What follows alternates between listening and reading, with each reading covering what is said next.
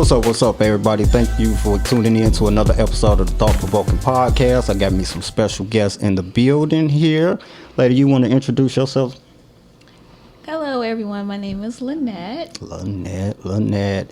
And my brother finally came from in back of the camera. So when y'all see this good quality, that's my man right here. Go and introduce yourself. What's up? My name is Malcolm Jones. My man. Today we're going to be discussing a very serious topic today. I appreciate, first off, both of you all coming on, actually being a part of this discussion right here, because it's something that I think people overlook. A lot of times on social media is something that's being played about. So today we will be discussing rape culture. Get pretty heavy there. But before we get off into that topic there, lady, I want to congratulate you first because you just had some good news. You want to share that news with the world? So I am your Chicago realtor. So if you're looking to buy, sell, or rent, hit me up. But yesterday I closed on my first real estate deal. That's right. That's amazing. Very Congratulations. happy client. Congratulations. Got a really nice, good commission off of it. So yeah, hit me up. You can be next. So dinner is on you. That's right. Dinner's on here. That's what I'm talking about, my brother. We on the same wavelength. So let me ask you. I always ask all guests that come on here, on a scale of 1 to 10, where are you at mentally? Mentally, I would say about a 10. About a 10, Jesus. That's amazing. I like that right there. You by far are the highest that has came on the show. I'm confident. I like that. What made you go into the real estate game? Number one, because my background is in hospitality. Okay. And it's also in finance. So think about that. Your realtor, I can help you with those numbers too. So I like interacting with people. Okay. I like helping people reach milestones. And buying a home is a really Huge. a good milestone. Or selling your first home and trying to get something bigger is a milestone. So I like to be a part of that. I like that. People elevate in life. I'm feeling that. My brother, what about you? Where you at on a scale of 1 to 10? Mentally, I would say I would put myself at about a good. I would put myself about 7.5, even an 8. I would say, mentally, I'm in a really, really good space right now. So I would say that, yeah, I would even put it at about a good 8. You got you some good, didn't you? You got you some good. I can tell, brother. I can see the glow. I can see it in your My eyes. melanin brother over here. You got you some good. That's what it is. I know. I can tell. You are a business owner as well. Yes. Okay. Go and shout that out, my brother. Don't be modest. I am the founder and I am the brand and marketing strategist of Jones Management. We are a creative marketing agency. We service really anywhere, but mainly we're servicing the areas of Northwest Indiana and Chicago, and got some other, businesses that we're getting, into. I also co-own a printing company called Shirts by the Slice. This is a company that we do all the printing when it comes to like garments, so shirts and sweaters and hoodies and different things of that nature. So those are like the two businesses. I got one more that is going to be birthing this year, and I'm super excited about it. And you guys, you'll hear more about that a little later. Okay, but, my brother. Yeah. So what you telling me is I could have been got me some thought-provoking podcast gear. You ain't told your boy. Okay. You're stingy is basically what it is. Okay, but on the scale of 1 to 10 when it comes to business, where you at? Business wise, I'm hard on myself. So I'm actually going to, even though things are amazing, I'm going to put myself at a 6 because I know where I'm looking to get business wise, and I just know I'm not there yet. But I do want to say I became a full-time business owner during the pandemic, in 2020, and the way that God has just showed out, it's been amazing. I can't complain. I went from working a job that I was making close to $70,000 a year to being able to still sustain myself as a self-employed person, entrepreneur. And that was my biggest worry with me having a family. I have 2 daughters. I have a wife. That was my biggest worry when I just took that leap of faith and say, hey, I'm going to do this as an entrepreneur. For us to be able to not have to miss a beat, still, bills are paid on time. We still do our traveling when we can and all that great stuff. It's been amazing, but it's still nowhere near where I'm trying to be. So, we still working at it. So I'm grateful for it. I definitely like that. So this is a section where we normally get a little icebreaker into the conversation. So I got one for you, lady. Does having sexual conversations with someone count as cheating, even if there hasn't been any physical contact? No hooking up, no nothing. That's cheating. That's for cheating. 100. Go and break it down to us. Why would you say it's cheating? I feel like, to me, that's the worst form of cheating because you're cheating mentally. So, and verbally. So if somebody have your mind and you can articulate that through speech, the physical, that's just the act of cheating. But it starts with the mind and then the verbal is second. So yes, that is cheating. So y'all hear that, fellas? You better not be in there Don't be doing discussing nothing Get out the DM. at all. Get out of them. My brother, normally I would flip this over to you, but I like to shake things up a little bit. Shake it up. So just so y'all know, my man records all of this content that y'all see. What by far to you has been the best episode of the Thought Provoking Podcast? Oh, that's an easy one. I've actually had this conversation, maybe 2 days ago. It had to be, for me, the heart-to-heart with your son. Okay. To be able to see dialogue like that is usually a very personal dialogue. Mm-hmm. When you're having conversations with with your children, definitely children that young, because he's only 13. So dialogue to actually resolve an issue on top of that, not just like, oh, we're just here just kind of kicking the breeze talking.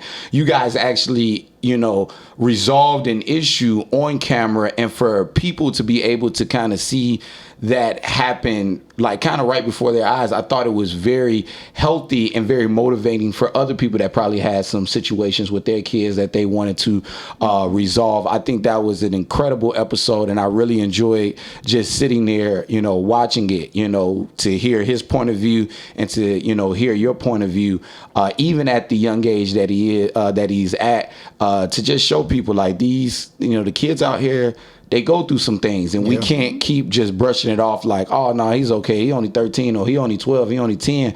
No, like these children, I mean, even, and I believe, the one before the last one with Bree, and the things that she's dealing with her son when it comes to the losing, his father, and just the things and the thoughts that come with the kids and the trauma that they deal with. I think sometimes as adults, because we're so caught up in work and just the regular, things, we kind of brush it off a little bit instead of taking their issues as serious as they are. Because if you don't take care of it when it's very surface level, when it gets deep, then you're dealing with bigger issues, suicide and different things of that nature. And a lot of times people are just making that face and looking like, why? How did we get here? You got here because you wasn't willing to have those tough conversations that you had on camera. So I thought that was amazing.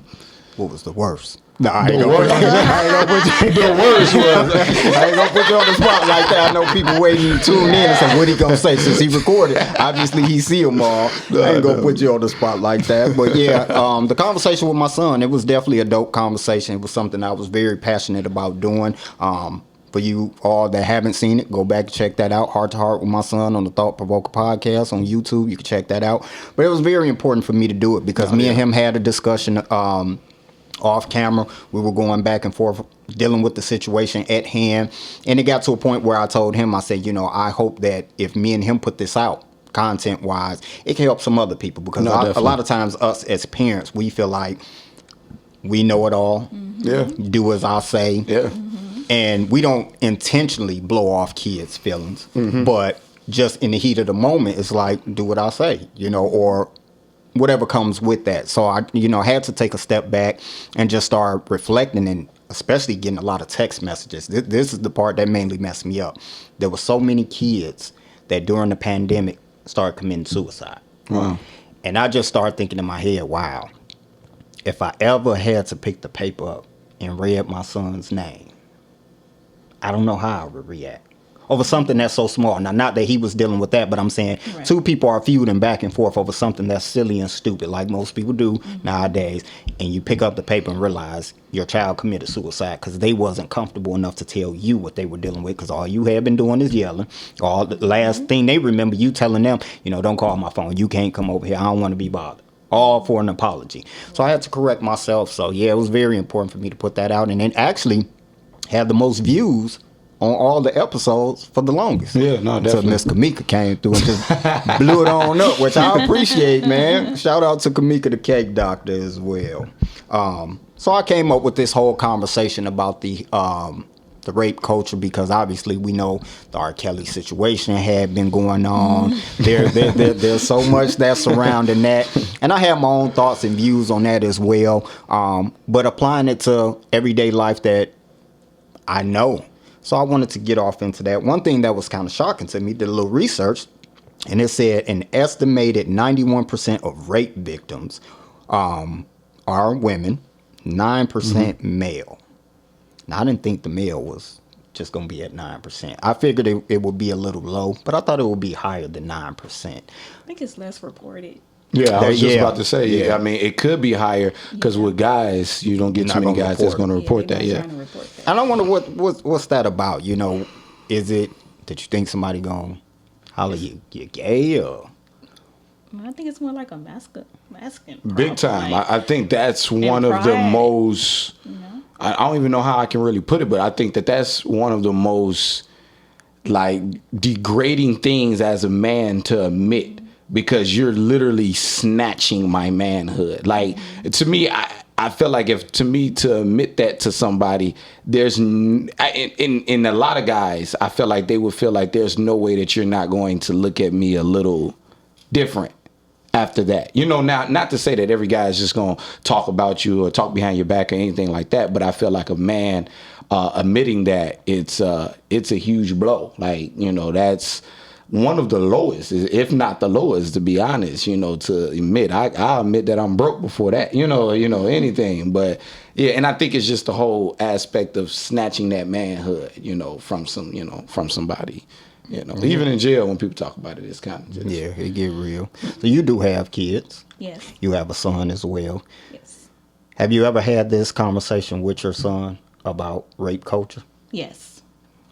I had this conversation because I experienced rape myself. Okay. And just for him to be aware of what you might do to a woman, that rape can destroy a woman. If for a while it destroyed me, but then I just decided to overcome it. But I talked to him about it. I talked to him about being careful. He experienced his own little situation. Okay. That kind of like, taught him a lesson a bit. Just the like when you talk to your kids about sex, I don't just talk to him about, you can get pregnant, you can get a disease. Yeah, we know all that, but it's actually more worse things that can happen Most besides definitely. producing a child or contacting some disease. So when he had sex, I took him to the clinic. This is part of having sex. You have to go get checked. Make sure. He was embarrassed. He didn't want to go. But you think you're grown, you're having sex. This is what you have to do. This is one of the things. And another situation with a young lady, same age as him, and they was in a little relationship and they broke up. So because they broke up, he wrote a song about her. So in return, she called rape. She told the entire football team that my son raped her. Wow. And he was getting threat videos sent to his little Instagram page. And we didn't find out about it at first because, I don't know, I think he just didn't want to come and tell us. But eventually he did. So turns out him and the little girl never had sex.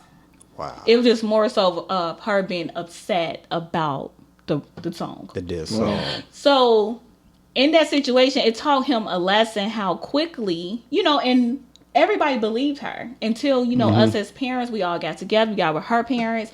We all talked, find out, they did sexual activities, but it wasn't intercourse. Okay.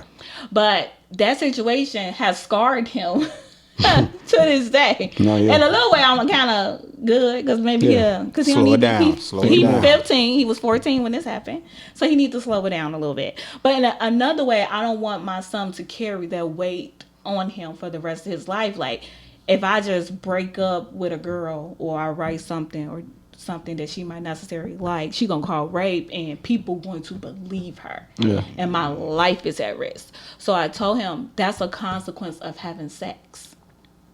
Yeah. And and I feel, and it's being on a woman that has been raped and almost got raped again in my life, I felt for the little girl, but also because it's just like, why did you feel the need to say that? And then in a way it made me dislike her, because little girls like her is the reason why people don't believe women when they say they are raped, because of the lies.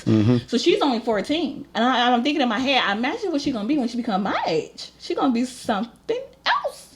So, and I told that little girl, I talked to her on the phone. I said, you can go to jail for what you did to my son. If something would have happened to my son, you have then ruined my life. You have ruined your own life. You have ruined your parents' life.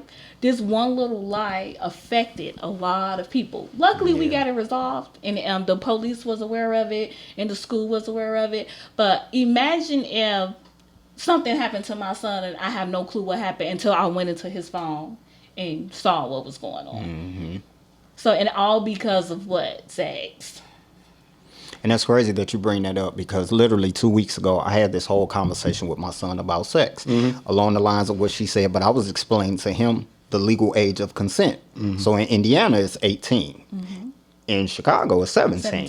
Yeah. So looking at it, I'm explaining to him, although she said, yeah, and you with it and all that kind of stuff, legally, she's not able to give consent to you to say yes or no, which I kind of think is crazy. Yeah, no. Because, government is making laws to say this is the proper age for you to be able to make a decision. So you telling me that if she agree and I agree and we both do our thing, now somebody could legally say it's statutory rape. Yeah. And it blows my mind, because I had sex for the first time when I was in 5th grade. First time ever. We was at some people's house. Yeah, horrible. We was at some people's house. Shouldn't have been in their house. Everybody in there. And everybody dry humping. Ain't nobody really doing nothing for real, dry humping. I bust in the room because I'm hearing somebody making noise. All of us was faking, moaning, and doing all of that. So it really wasn't no big deal. But when I bust in the room, they was having sex for real. And I'm like, oh, we doing this? Oh, y'all doing the do for real. I don't know nothing about sex, like anything. So what I did was I told the girl, I blackmailed her. I said, listen, your mama come to the school every day to pick you and your sisters up. Every day. I want to do what y'all was doing in there. And if you don't let me, I'm telling what y'all was doing. Didn't really think she'd go for it. But when I say she did, and when I tell you I didn't like it, I'm doing the do, and I'm like, ugh. Y'all like this? Like, y'all like this? Wow, like this didn't feel good at all to me. Now I'm wondering in my head, like, am I liking the opposite sex? Because I know I'm supposed to like this, but this ain't good to me. So it shook me up. That's funny. So I mean, looking at that age, legally, somebody could have pressed that issue and it'd have been a whole thing. So I had this conversation with my son, and I was expressing that to him, like, listen, there's way more to sex than you actually know. And not that he's sexually active or anything. My son's 13, but I was just asking him, is there any girls that's trying to give it to you? And according to him, no, ain't nobody trying to do anything. I'm like, is your mind set to have sex? And he, no. So I start just, having a conversation. Let me ask you, what is the proper age you think for a kid to actually have sex? And he says 18. I'm like, oh, okay, cool. My mind, you lying. But, I'm going to let him roll with it if that's what he say. When I tell you the following week, his mama texts me talking about some little fast little mama out there texting my son talking about she want to give him some oral sex. And I'm like, oh, so you weren't going to mention this? He said, you said sex, bro. I guess he separated that just to say, well, I wasn't penetrating her. Right. But it got good to him where I guess she didn't respond back quick enough. So he hit the reaction to what he said in the iPhone. Like, said, you know, "Look at that." what's up? When you gonna do this? So I'm like, wow. Oh, Lord. And just to think about what my son is trying to get off into and what your son just got accused of. Because that could have ruined his life. And like you said, put everybody in the situation to where those parents could have sat there and said, okay, your son did this to my child. When I see you, I'm going to do this. Now you defending a situation that you don't know nothing about. Nothing. I don't know why you got an issue with me. And I think that's something that a lot of people really don't take into consideration, how real that can actually get. He learned today. Wow. So you alluded, well, you didn't allude, you flat told us. You went through it yourself, not only just your child, but you had to deal with it too. So seeing your child go through it, did it give a flashback to you or trigger something in you? It did. Because like I said, she is the reason why women don't get believed. And Yeah. I didn't get believed when I told. So the person that raped me, he took my virginity. Okay. That was consent, That was consent. But I didn't like it. I didn't want to do it no more. So I didn't like it. Didn't tickle your fancies. I didn't like it. I did not want to do it no more. And then it turns out, just a backstory. At the time, I was 17 Okay. and he was 26 years old. So he had been chasing me since I was 13 years old. Doing inappropriate things. Well, I was more so like, at 13, 14, 15, I was real gullible. Like, because my mother kept us in church. So we went to church, school, home. So I didn't really know, like, stuff. So only time I found out stuff was like when people used to talk about it in high school. So that's how I learned, my stuff. My mom talked to us about sex, but she didn't talk about the good parts Right, of sex, yeah. To scare you off from the it. devil. Right. High school, they talk about the good parts. So the only reason why I lost my virginity is because I was curious. I was the only one in the crew. They used to tease me, you're virgin. And I got a twin sister, and she was doing it. So I'm just like, fuck it. Let me join the fun. She do it. But contrary to them, I didn't like it. They loved it. I didn't like it. I didn't like it. So then he broke up with me because he told me that 2 days after he took my virginity, he broke up with me and told me that I was too young for him. And his friend said that I was too young for him and we have to break up. Right? So, of course, my little heart was broken. So, picked me up from school one day. Something out of the norm. I've been knowing him my entire life, Picked me up from school that day. He dropped me off. He was like, your mom home?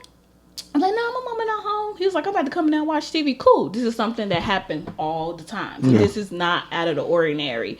So I go, make some food or sandwiches or something. We sit on the couch, we watch TV. He tries. I'm like, I didn't like that. I don't want to do it no more. And I was like, plus, at that, even at 17, I was just like, no, broke up with me. Get the fuck on. That attitude. But, I said no, and I kept saying no, and he took it. And it was the worst experience of my life. And then afterwards, I just got in the shower and I felt totally disgusted. I didn't feel valued. Like, somebody tell you no and, they still do it. Taking something from you that you didn't willingly give. So because of the person who he was one of those people that everybody loved. The helpful person. And we all in the same church. The helpful person, pastor, minister, everybody loved him. So if you say anything, no, I'm like, nobody's going to believe me. Nobody. So I tried it, and I told my sister. She didn't believe me. Now, if my sister didn't believe me, Nobody will. Yeah. And you a twin at that. And nobody's Right, yeah. gonna believe me because of who he is. So that's why I understand like the celebrity things when women get abused by celebrities, because he was so popular, but finds out what he did in life, it caught up to him. So a couple of years later, it was a couple of more young girls in the church. I became too old for him. After he took what he took from me, he tried to constantly apologize to me over and over and over and over again. But I was just like, no. But he was a predator for chills. So I became too old for him. So he left me alone. So all the other little girls in the church, 14, 15, still nobody believed them. Nobody believed none of the stories until he messed with the wrong daughter. And they came up to him in broad daylight and blew his brains out. Oh, Right there. And that's when everybody like, now it's real. oh. He had to die in order for people to be like, he really was a fucked up human being. But to this day, even a lot of people would not believe that. They lying on him. He got killed for no reason. No, he didn't. He got killed for a reason.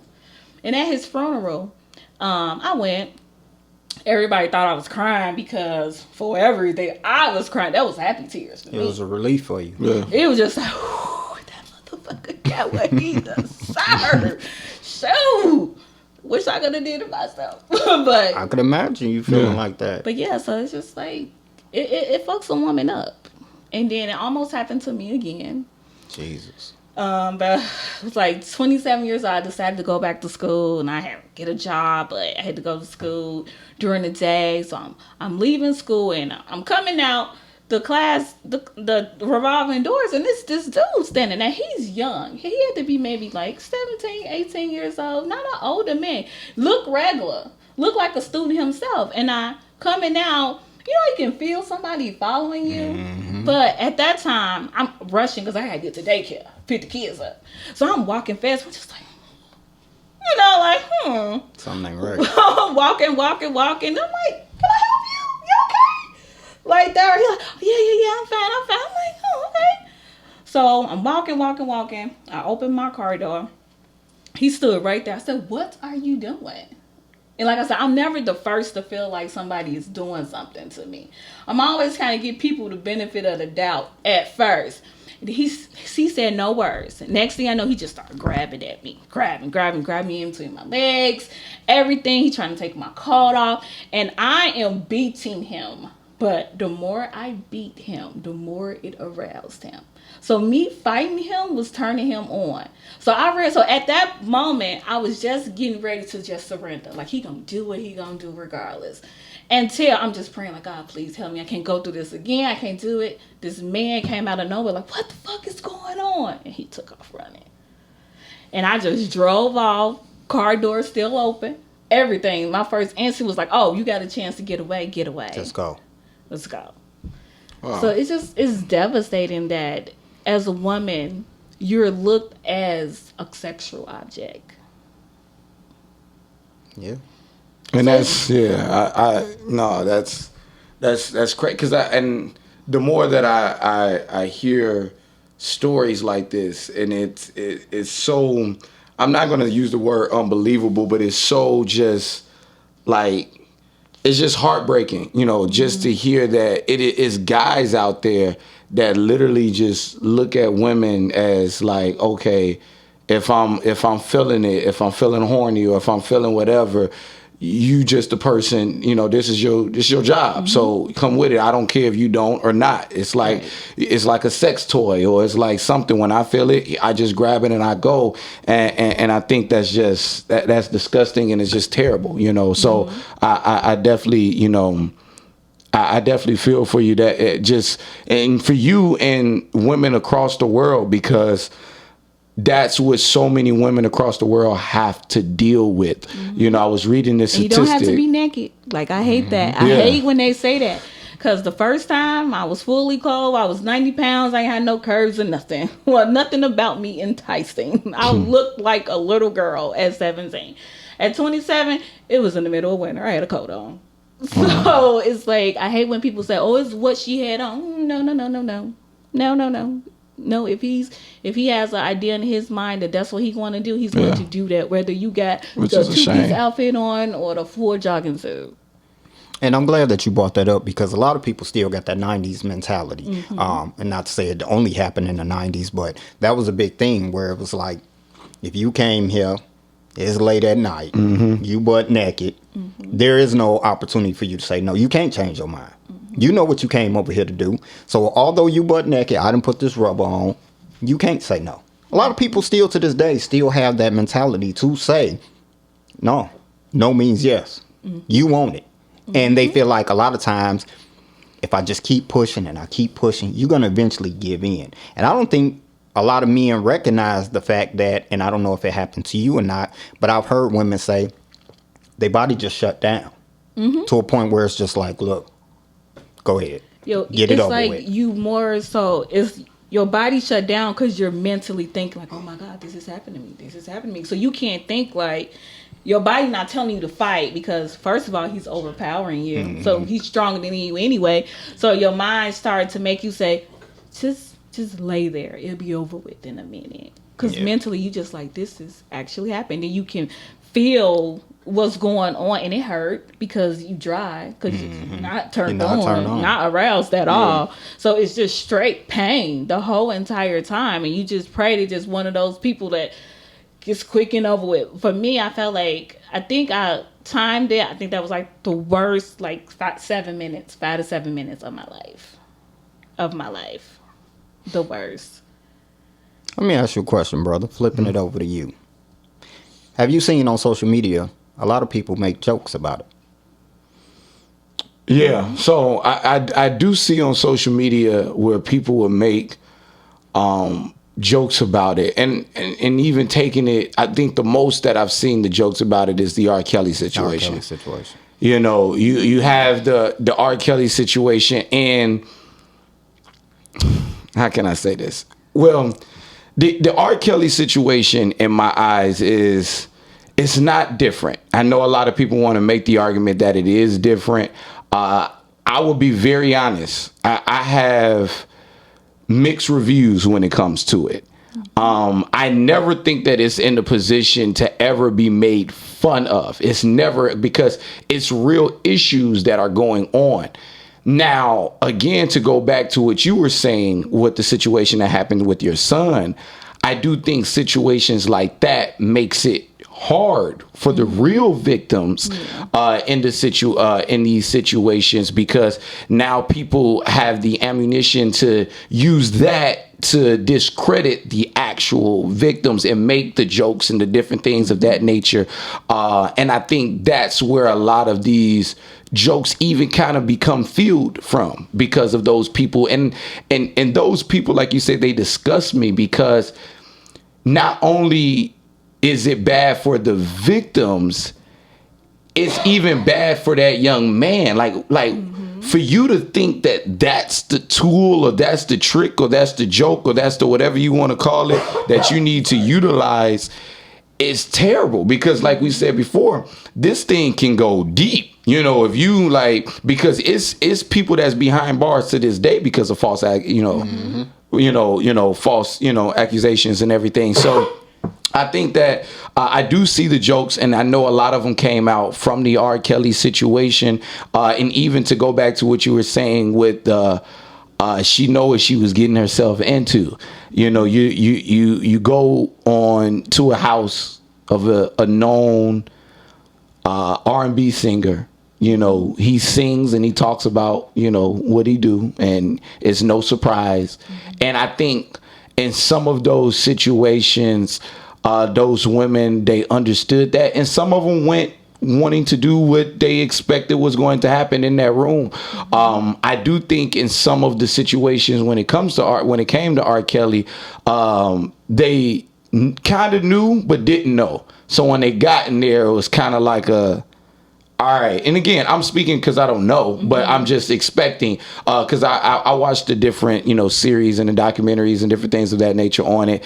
And I'm, listening to a lot of these stories, and a lot of them, I would say from the stories that I was hearing, a lot of them did not, was not forced to go with them. They went on their free will. They knew what they wanted. But I think when they got into this situation, and I think, unfortunately, that's where the jokes kind of come from, where it's like, aha, you can't handle it, or aha, you know what you were doing, and aha, you know what was happening. But I do think in some of these stories, it's real. Do I think that R. Kelly is a saint? Far from it, not at all.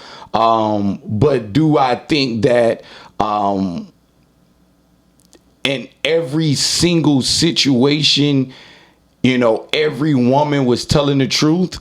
a piece of me is like, I don't know if every woman in that situation is telling the truth. And the unfortunate part about that situation is the situations that we see on a consistent basis with a lot of young men where they're falsely, accused of a lot of different things because of who they are. Your son is a football player. He's an R&B singer. This guy is this guy, and that guy is that guy. And some women look at that as an opportunity. Mm-hmm. And I think that's where this line has now became so blurred, where it's like, unfortunate, the real victims have to be the real like losers in that situation, because that's where I feel like the downfall comes more than the guy. A lot of times it's the real victims, because those are the ones that are dealing every single day with that trauma, and some of them don't even go to authorities because of that exact reason. Who's going to believe me? I'm gonna just live with this. And now you're dealing with that suicide rate. Now you're dealing with all of these other different components that come with it, because this person was not able to express themselves. Because I feel that when traumatic things happen to you, you get healing through conversation. You get healing by getting your story out there. And when you're, robbed from that opportunity, that's when you never know what happens. It's that bitterness that builds, and it's unfortunate.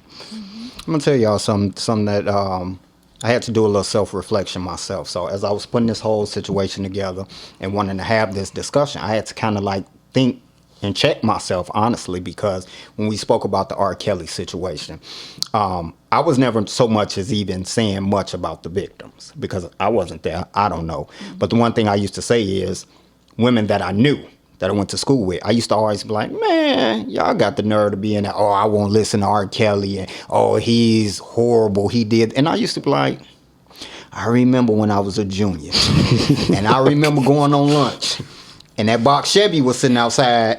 And it was for you. He graduated a long time ago. He in his 30s. And we 16, 17. And you running out there. You getting the McDonald's. You getting the Jordans. And it was all good. But now all of a sudden, you could spot the red flag to say R. Kelly. And all his music is so horrible. I can't support that. And I used to really like go in and be like, man, I know you was giving up some to a grown man. We had police officers in our city that we knew were sexual predators. Yeah. Mm-hmm. They would literally be out there patrolling, so-called, but what they was really patrolling is them young girls that was at the park. Mm-hmm. And what's crazy is I had to take a step back and tell myself, like, wow, I knew this in my teen years. I knew this in my adult years, and I never reported it. I never spoke about it to anybody else. It was just a common thing where it was like, oh, y'all know. I literally this just is what they do. Said that. Like, it happened so much that I would be honest, it was not one time that I'm like, oh, this is bad. And that's one good thing that I will say that the R. Kelly situation did. It did bring light to this situation, where even though it brought light to it, but I think that the unfortunate thing is we're so focused on R. Kelly that the other people still out here just doing their regular exact same thing. And I think that everything is just R. Kelly, R. Kelly. We need to bury him in the jail. And that's the unfortunate part about it. Not to say that he should not be held accountable, but I think right now R. Kelly is the poster child. Yeah, he's the poster child, and he's about to do the punishment for not only him, but everybody in the situation. And personally, not outside of a fan, his music, any of that, just from man to man, I feel bad for him on that, because I feel that you should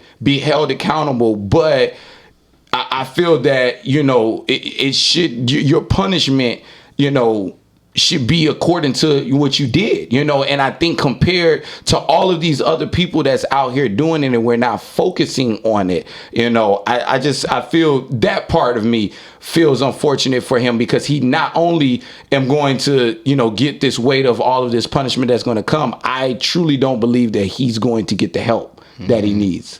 I think, and it's just going to be, unfortunate on that. So I know when we I know you can look at us like, I want you to unleash on us now. When we bring the R. Kelly up, she kind of cringe. So I'm going to assume you no longer listen to Mr. Kale's music. No, my husband would tell you. Me and him got into an entire argument in the car because he had R. Kelly on.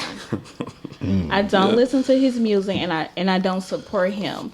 And I'm not saying that women or didn't pursue him because of his fame, because his money. I'm not saying that those situations didn't happen, because I'm pretty sure they did.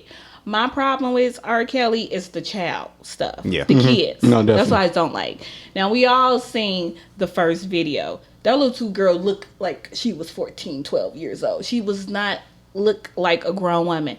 So in situations like that, when I look at my daughter who's 10 years old, I can get her to do anything for some Roblox.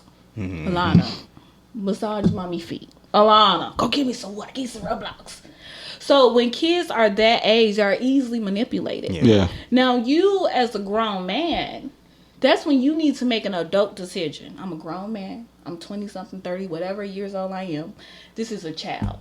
I am not going to prey on this child. I don't care if this child is telling me all day long she want to kiss me and love on me and freak me. She's 14. She's a child.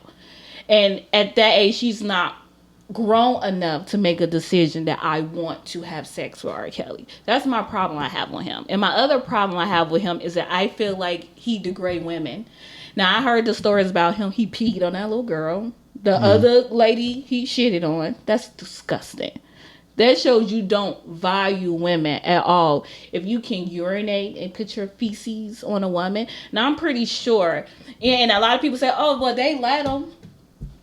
In the video, it don't look like he said, oh, excuse me, can I shit real quick? No. He just did it. Yeah. So to me, and I don't, men like that, I can't respect you. I can't I can't support you. I can't listen to you. I can't do that.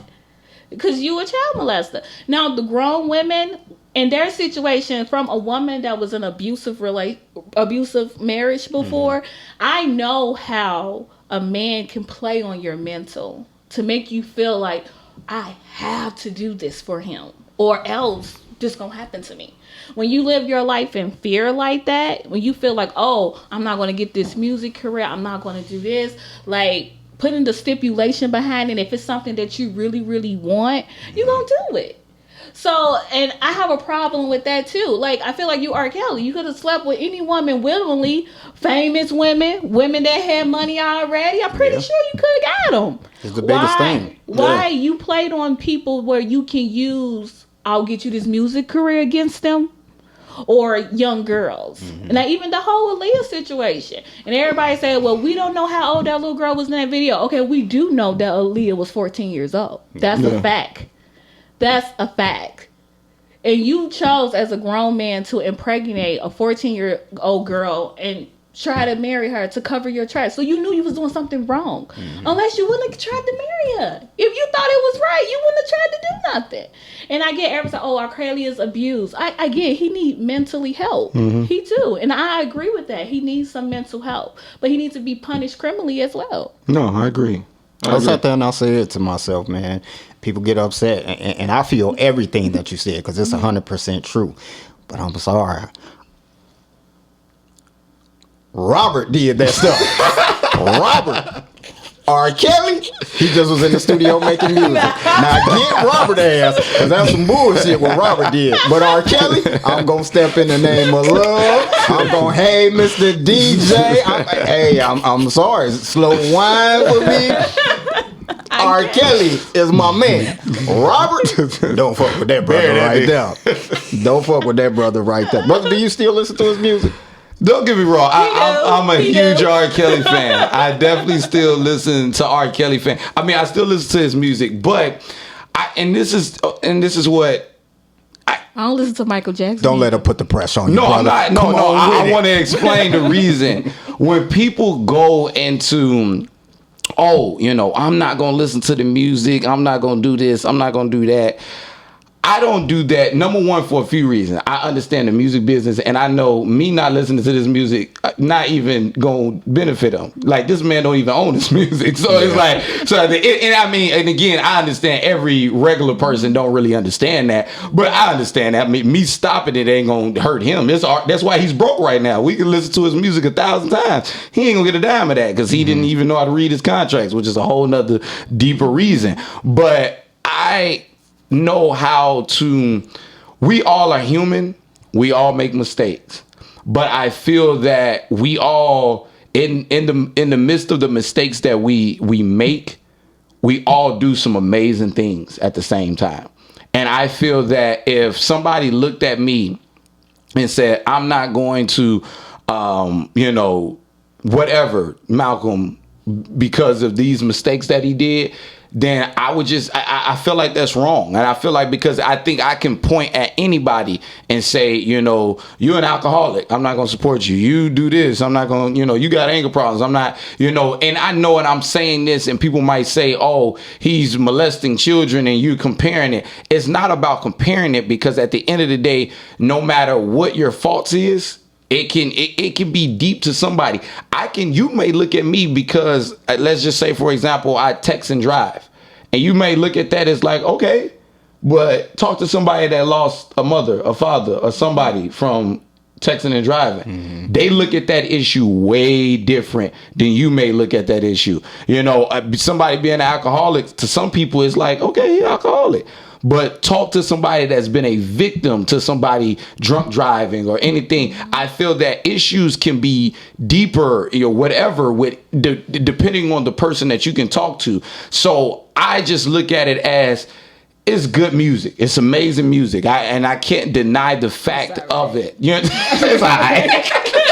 I can't deny the fact on how good the music is. And sometimes I'm going to be in the mood to listen to those music, and me listening to that music does not put me in the position where I'm justifying what that man did.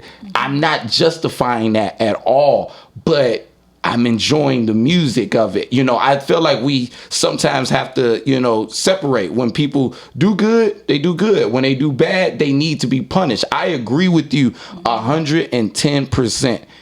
He needs to be punished.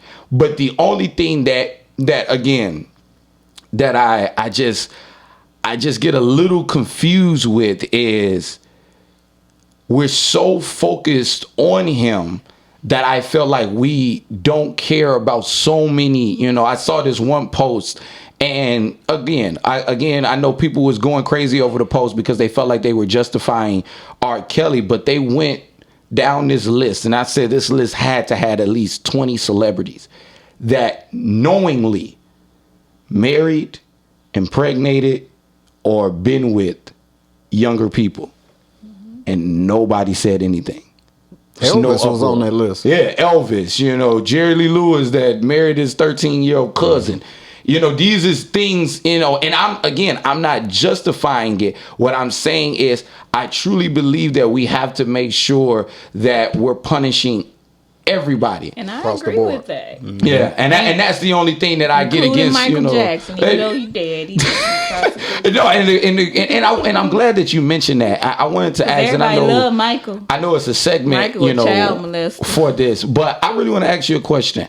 When the guy that raped you, did you receive comfort when he passed away, or would have rather him you experience true justice as far as him going to jail or being punished for it? I always wondered that for people, because I don't know what that feeling, is. Do you really feel like the person was punished? Yeah, I understand he got shot and killed, but that wasn't for your situation. So what was your emotion at that time as far as that? Oh, I was satisfied. And I know that's horrible, because that is somebody's son, that's somebody's grandson, that's somebody's brother, and all that. I get that, but it didn't matter to me. Like, no, yeah. Whether he went to jail for it, whether he got killed for it. And I think if he probably would have got killed for something else, like car accident. Yeah. Probably wouldn't be so justified for me. But the fact that he got killed for doing something similar, I think that what makes me like, damn. You got it. Yeah. The second time that you experienced it, did you report that? Uh-huh. Okay. Yeah, because that's that's why it keep happening is that women don't say anything to nobody. I gave a full description. They had this little picture up around the school, so everybody could be aware. Like, you gotta say something because we gotta get people like this off the street. So I know it's hard to say something, but if you don't want to tell your mama, your sister, your brother, your boyfriend, at least tell the police. Right. At least do that so it could prevent that from happening, to somebody else. And that's one of the things I felt guilty for, because when I got raped, I didn't tell nobody. I told my sister, she didn't believe me, but I didn't say nothing else after that. But I felt like maybe if I would have said something, then these little girls behind me You just never know. I probably could have stopped it in some way. Yeah. Let me ask you, brother, have you ever dated anyone who's been a rape victim? Yes. I mean, unfortunately, several. I've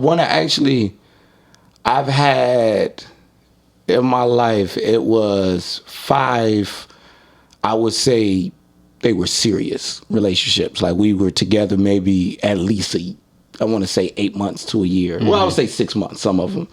Out of those 5 serious relationships, 4 of them were rape victims. Wow. And that there is what really opened my eyes to see this is a problem. One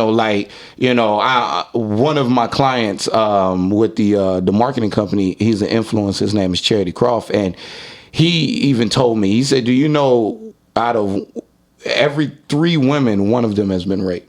So he said, you literally go walk down the street and count 1, 2, 3. And the next one's been raped, next one, and just keep doing that.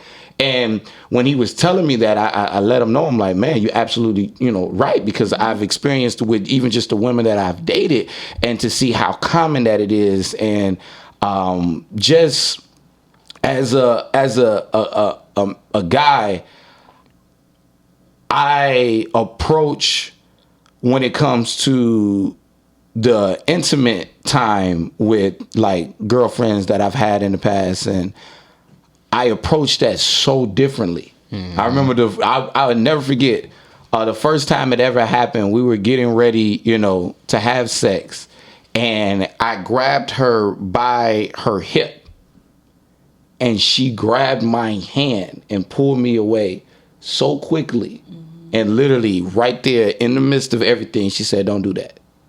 That triggers something for me. Do not do that." And when I tell you, I was like thrown off the entire time. I'm like, But and in that moment, I'm not sure. I'm just, because she didn't say that triggered me. I was raped. That would have been like, oh, okay. Yeah. But she just was like, that triggered me. And we finished, got done, and on the way home, we had the conversation, and she broke everything down for me, and I was so blown away, because my biggest thing is, I never want any woman to ever even think, if you don't want to, cool. We ain't got to, but even the fact that the way that I held you, I touched you, just triggered something in you, just disgusted myself. Like, man, I'm beating myself up on the way home, and she get out like, why would you do that? But I didn't know, but it made me approach things so different. I tell people all the time, when it comes to that time, I allow the woman to lead. And I actually feel that should be how it should be. I know a lot of times as men, we feel like, oh no, this is my time. No, if that woman wants you to do whatever, she's gonna lead you there. You don't have to, because sometimes when you're forcing your way through, you don't know what that woman has been through.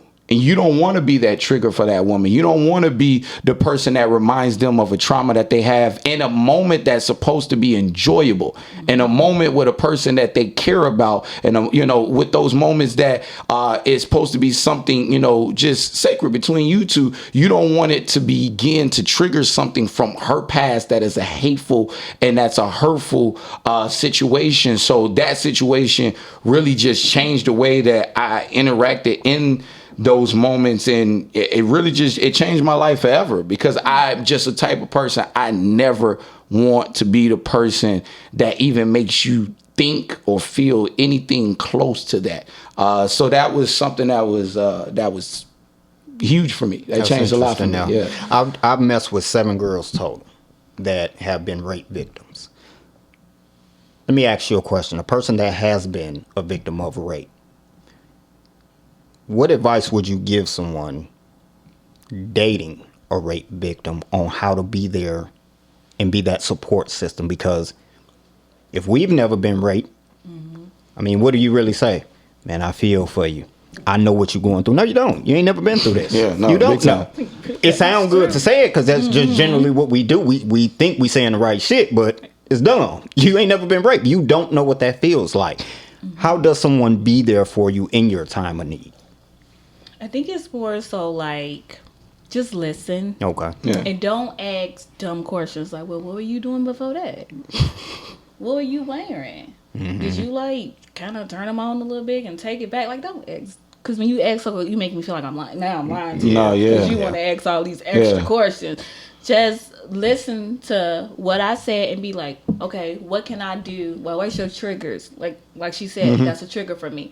What is your triggers? You know, stuff like that. But don't ask like too much question, because when a rape victim feel questions, like, okay, now I'm getting defensive, because now I feel like you feel like it was part of my fault why this happened to me, and I don't feel like I was at no fault at all. So just more so just listening, and just ask, what's your triggers? Like, what you don't like during sex? Like, what is something that you don't like? What would be a trigger for you? You know? Yeah. And something that you spoke on about, you know, you never wanting to be that guy, and you kind of let the woman like guide the situation. It's funny that you say that, because years ago, I used to always, in my younger days, you know, when I was trying to bait the women, I would get on social media, and anybody that know me know I don't drink. As of recently, y'all done watched a couple episodes, I made sip a little wine, which is all right. I ain't mad at you. I see why y'all be messing with that wine. Now, that wine, all right. Good. But I got on social media, and I would always throw certain stuff out to like catch women's attention, so I could go on here, hook up, we do the thing, cut to the chase. So I ended up talking about wanting to have some drinks. And one young lady, she responded to it like, you don't even drink, and, you know, laugh out loud. I'm thinking, yeah, laugh out loud. I don't drink, but you want to go have a drink? So we did. We went to a bar. I picked her up. We went to a bar. We had a couple drinks or whatever the case is. And I drank the same thing she was drinking, you know, because I'm thinking, okay, it's going down. So we leave. We sit in front of her house for a while. We talking back and forth. And I'm like, man, you know, I ain't tired. You know, you tired? And she's like, no. I'm like, you know, let's go in the crib. She's like, oh, no. You know, the person that's babysitting, they in there with the kids. And I'm like, all right, well, you know, you willing to go to my crib? Because, you know, we could do that too. And she did. Cool. We go to the house. Yeah, I'm thirsty. I'm thirsty. But I'm tell you how I played the smooth, though. Tell you how I played the smooth. Your boy was a player. Check me out, though. We going on to the house. We sitting there watching TV back and forth, whatever the case is. In a couple hours, I got to go to work because it's late now. So I'm like, hey, listen, you stay in the area where, you know, I got to go to work. So how about you stay here for the night? I give you a shirt, shorts. You can sleep in the room. Cool, I'll be out here. I'll drop you off. And she was like, oh, I appreciate it, you know. Yeah, I'll stay the night. And you ain't even got to sleep outside the room. So I'm like, yes. Finna go and make it do what it do, right? So she going on and she changed. She come back in the living room. Now she, you know, feeling on me. She kissing a little bit. And I'm like, okay, cool. She like, come on back, you know, to the room. I'm like, oh, thank God. I'm gonna get it. So I sits on the couch for about 10 minutes. I don't want to look thirsty. I sits on the couch. I got to prepare myself. I got to make sure, you know, I don't want her to feel like I'm thirsty, even though I'm thirsty.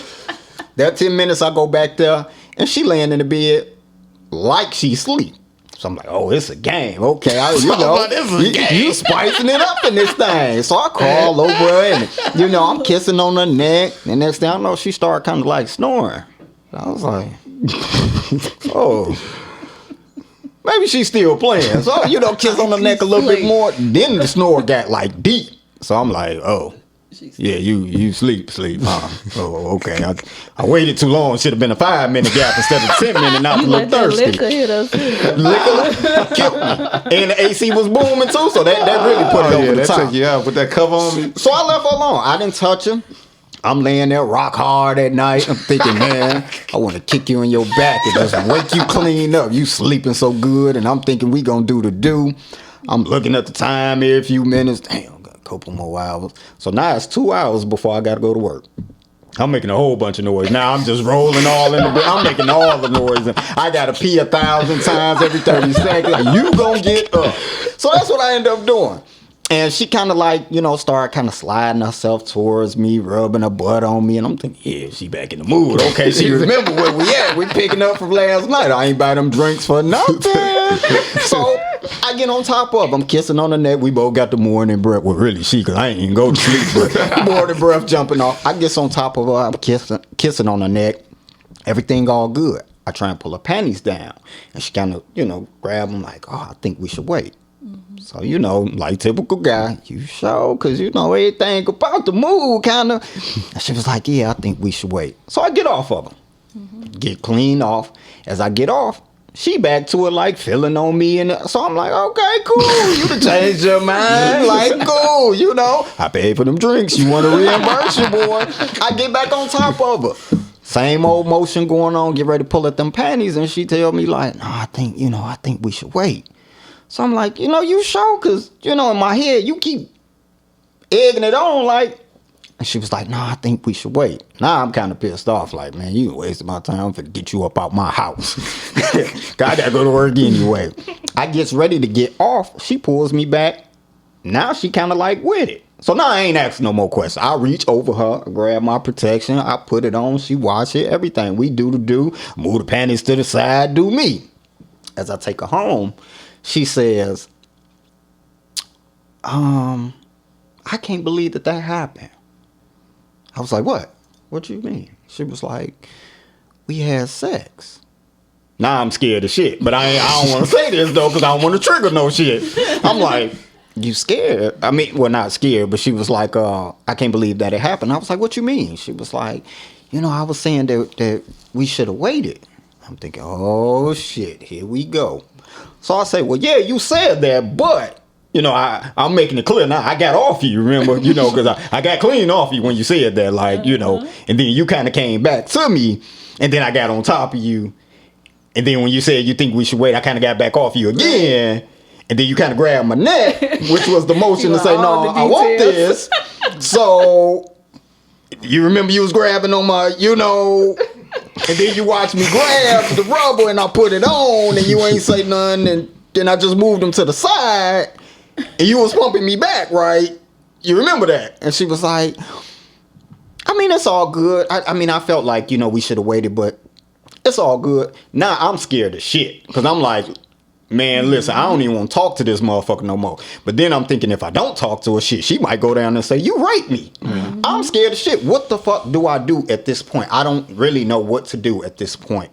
So she asked, could she come back over later on that day? And I'm like, shit, what the, do I say, yeah? I'll let her come over. I'm like, you want something to drink? Right. You want some clothes, some shoes, the water right here? Like, you can have whatever you want at this point. And she did the do again, but the whole time I was texting like, well, what you want to get off into? And I wanted her to say so bad, like, I want to have sex. So I'm like, girl, if you ever pull it to say, and it scared the shit out of me. And literally, I was in my mid-20s then, but I'm talking about since then, I have not been an aggressive guy. So when I hear, it gets me when a lot of women say, guys are hunters and they're the aggressor. They, man, bullshit, not me. That set me straight. And I know I didn't rape her, but at the same time, I honestly asked somebody, do you think that was rape? And it was like, hell no. She knew what this was a girl. She was like, hell no. She knew what she wanted to do this. But I was like, hell no. I don't know. Like, what you think? I don't think it was rape, but I think for your situation, like for men that's probably watching, the first time she give you that, nah, I want to do it, don't do it. Mm-hmm. Because I can tell you what was going through her mind. She probably liked you. She's like, that back and forth shit was, I don't want him to think I'm a hoe.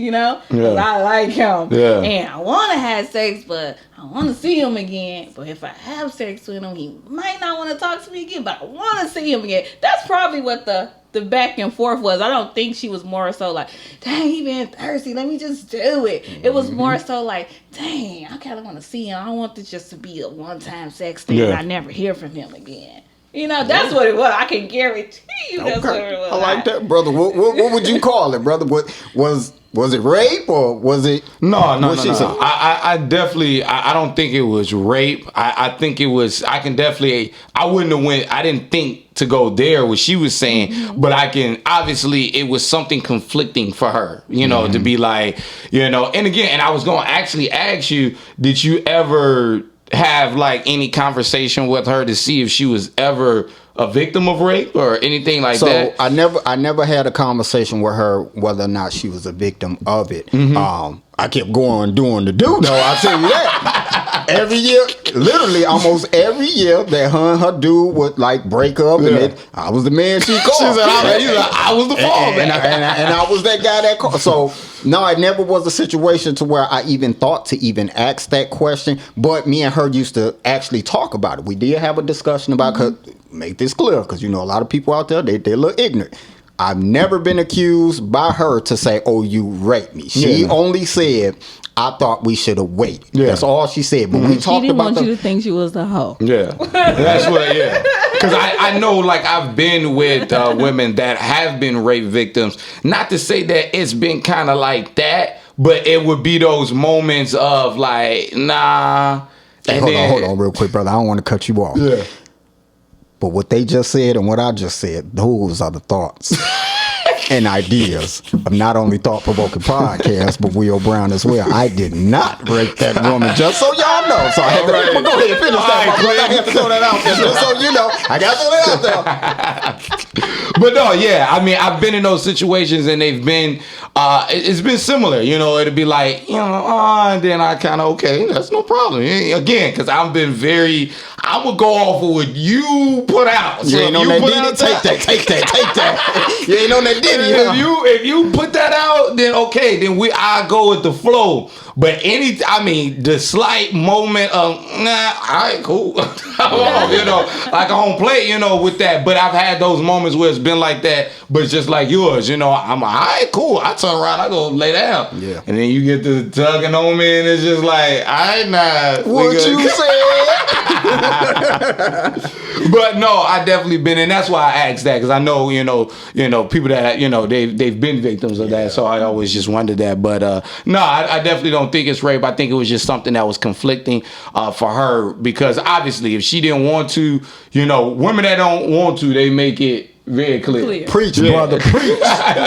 They make it, you know, pretty clear. It's a lot of times when it's that guy that's being over, you know, aggressive and like, nah, but no, women that don't want it, nah, I'm straight, you know, and it's like, cool, once you back off from that, they'll be done. Okay. Lady, let me ask you this. Is there a time period of when you get over the rape? Or even attempted rape? I think it varies per person. The day he got killed is when I felt like, that's when I was like, okay. Yeah. And what was that, like the time period from the rape and him getting killed? Maybe like 10 years. Oh, wow, okay. Maybe about 10 years. 10 years, he kept victimizing. So it was a nice little minute, but I think it varies per. A lot of women turn to drugs. A lot of women turn into, you know, prostitutes. Yeah, no. It's a lot of women become abusers themselves. Yeah. They become the abuser. Yeah. You know, and they might abuse little girls or they might abuse little boys, but they become in some situations. And some women just kind of like me that's got that strong, like, it happened, and shit I can do about it. This nigga dead now, and just move on. You know? So it depends on the woman, I would say, and how you handle situations like that. Okay. This portion of the show is when I turn it over to the guests. If there's anything that you all want to add to the conversation, switch it up, any shout outs, business ventures you guys want to throw out, any of that kind of stuff, you got the floor. So I want to start with you, lady. Okay, so as in the beginning, Sean, I'm a realtor. I'm relatively new, but I've been doing my thing. Even 2 months in the game. So if you're looking to buy a house, sell your house, or even look for an apartment, I'm your girl. Call me. Another thing is that me and my husband, we have a business called Let's Hookah. And what we do is we will bring the hookahs to you to turn that party up a little notch, make it a little vibe, get some chill smoke up in there. Or, you can buy a hookah from us because we sell them too. So we got the ones that we rent, and we do got the ones that we sell. You can find me on Facebook at Lynette Harden. You can find our Facebook page at Let's Hookah. That's it. I like that. So, and y'all hookah can put a little extra in there. I'm a little in there. It is legal in Illinois now. So, yeah, whatever you want to do with your hookah, you can do it. I like that one. Turn But it over. if we do parties, we will ask that everybody is of age. We will have you sign a contract. Okay. That you telling us that everybody is of age. So they got a legit business. Ain't none of that fun. Come on now. You gotta keep it legal now. Yes, right. keeping it legal. Turn it over to you, my brother. I just want to give a shout out to my boy Trail. He took my place today, as far as behind the camera. So I appreciate him, and not so much want to shout out my business, but because of the subject, I want to bring this up, really fast. Husbands out there, I'm a husband, been married for about 4 years. In this subject, I want you to be very mindful as well when it comes to your wives. I know a lot of situations with married couples where that wife don't want to have sex that day. And sometimes husbands feel that, hey, you my wife, we can do this whenever I want or whenever, And I want just to encourage even just, guys, you want to be mindful of that because that can be something even for a woman that has not been a victim of rape to begin to now have this resentment and these feelings to her, her husband. And I've seen it in so many different situations. And I just want to encourage, that because I feel like sometimes when people get into these marriages, they feel like we good, this is who I'm having sex with anytime I want it. I just come on, whatever. And sometimes women just out of just like whatever, just like, cool. But I just want to just throw that out there, and that's kind of how I want to end it out with this, with this conversation on my end is just understanding you have to allow in those intimate moments, you have to allow the woman to lead. You don't want to force a woman, and I don't want to say like men don't get raped either. Men you shouldn't be forced to do anything you don't want to do either. So on both sides, it shouldn't be a forcing thing. Sex is a beautiful, beautiful thing that God has created for us to populate and all of those great things. So it should remain that a beautiful, beautiful moment, and let's keep it that. That's a smart brother on there. Using big words like populate. That brother right there, OT. I just want to throw this out there. R. Kelly said that in one song. Populate. I just playing. I'm joking. We don't support. We don't. See, now I'm on the opposite side. No, I'm playing. I definitely appreciate both of y'all coming through, having this conversation. It's something that's very important and something that needs to continue to be discussed because a lot of people overlook it. There's people in our neighborhoods that we know is doing it, and we don't say anything. I think we're raised to keep your mouth closed until it actually happens and hit home to us. No, so I appreciate y'all being open and honest about the conversation. I definitely appreciate you sharing your story. Yes, indeed. And for those that's watching, because I know you're going to have people that sit there and watch and say, well, why he ain't asked like who the person is? The who makes no difference to me. It's about her and her being able to tell her story, get it out there, and her comfort level. The thing about Thought Provoking Podcast, we don't force anybody to do or say anything that they don't want to do. As open as you want to be, we welcome it. If you want to be a little private and hint at something or tell it the way you want to tell it, that's the beauty of the show. So anybody that's watching that's wondering, hey, why didn't you ask specific names? We don't do that over here. If you decide to tell, more power to you. If you decide to tell it in a way that you're comfortable with, we encourage that as well. So I definitely appreciate both of y'all. Yes, I applaud your strength and just thank you for sharing your story. That's right. Again, until the next episode of Thought Provoking Podcast. See you next time.